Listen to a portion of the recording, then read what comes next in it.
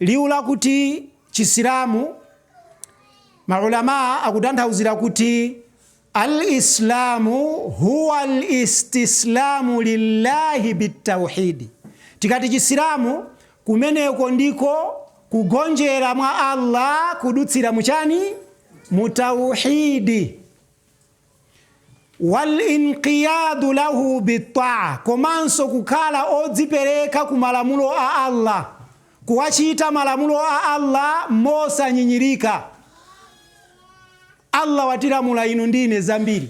Anayankhula apa Sheikh unena kuti aqida imapangitsa malamulo a chisilamu kukhala opepuka kwa munthu. Ngati maswahaba amathamangira kuchita nkhani ina yake imene alamulidwa, ndi chifukwa chonena kuti mwayo munali chani? At-tauhid.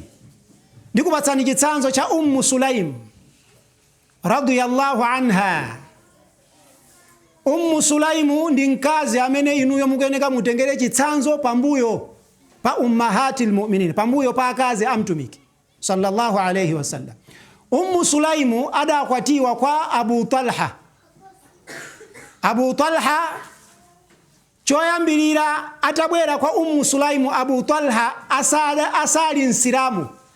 Abu Talha adali kumucha Madina, amapanga business yogulitsa tende.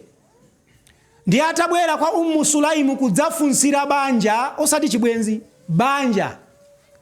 Abu Talha asali nsilamu. Sulaimu adayankhula mwaulemu kuti ndithudi mwamuna ngati iweyo Abu Talha ndi mwamuna osayenera kukwanira banja. Adali mwamuna wakhalidwe labwino, komanso adali mwamuna wochita bwino, wolemera m'Madina kumucha. Koma ine Sulaimu siningakutani, siningakuvomere banja. Chifukwa chani? Ndiwe mushiriki. Iweyo siwe ndiwe opanga shiriki, ukumapembedza mafano, sumankhulupirira Allah.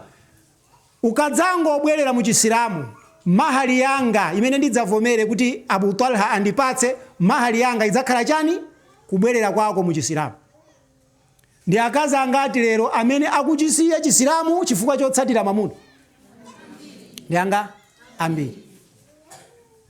Akuti amuna a chisilamu akandidyetsa insha Allah, ndi ochuluka ma insha Allah.